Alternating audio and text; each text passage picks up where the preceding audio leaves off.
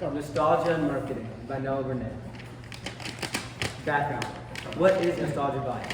According to Johannes Norberg, the author of False Nostalgia, nostalgia is a psychological bias, and the term was coined in 1688 by Swedish doctor Johannes Hofer. It originally referred to sad, obsessive desires of students, servants, and foreign soldiers who wanted to return home.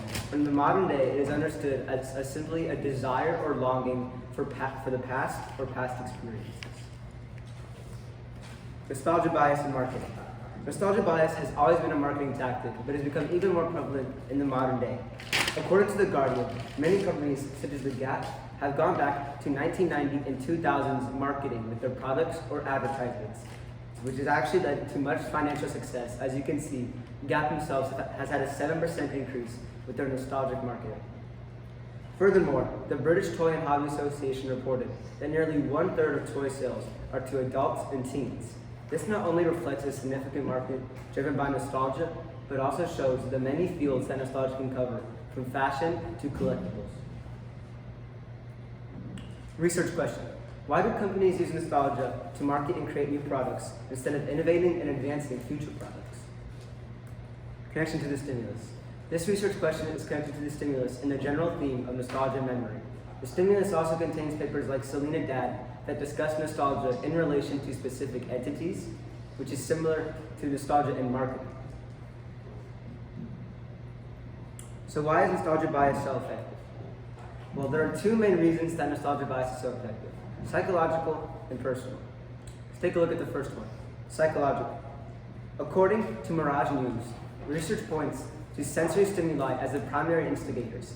Sounds, scents, and sights can act as memory cues, causing nostalgia. This shows that nostalgia isn't just some term, but it's an actual thing that happens in our brains and is caused by our senses.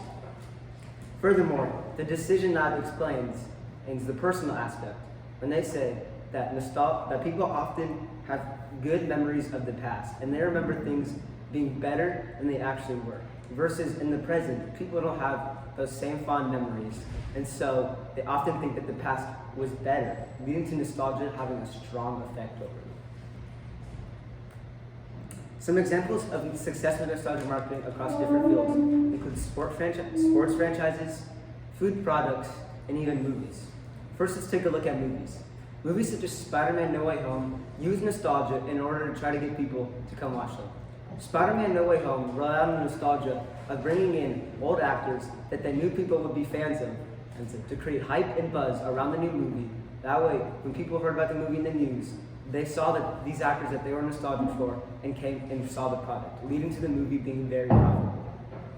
Another example, the Grimace Shake, was a marketing advertisement by McDonald's. They marketed an old character in Grimace, and they created him his own product. This was meant to market towards people who grew up back when McDonald's actually had these characters, and so it was targeted at a specific age group, and this ended up becoming a very successful promotion for McDonald's. Another example of this is the Chicago Bulls, and while they haven't ran any specific advertisements, the Chicago Bulls have been one of the most successful NBA franchises over the last 25 years, despite a lack of encore success. And this is due to their retro branding and marketing, as the Chicago Bulls were extremely popular in the 90s. And with that same marketing and branding that they keep to this day, it leads to them being profitable, despite the fact that on the court they have not achieved much since then. There are some drawbacks to nostalgia marketing, however. And one of the main things is age groups, as nostalgia-based marketing may not be relatable to all generations, as younger generations may not understand the nostalgia behind the marketing. Furthermore, if you use nostalgia marketing and your target age group doesn't align with the marketing, or they don't support it, then your entire advertisement has failed, as you failed to connect to a younger generation while also failing to connect to the older generation that you tried to market towards.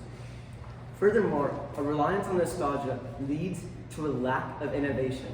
This can actually be seen through movies, as if you look at the top 10 movies by year, every year there are less and less original movies, leading to many leading to many of the same things, sequels over and over again, which leads to a lack of innovation in the industry as every company simply tries to bank on that nostalgia factor by recreating movies that were popular in the past.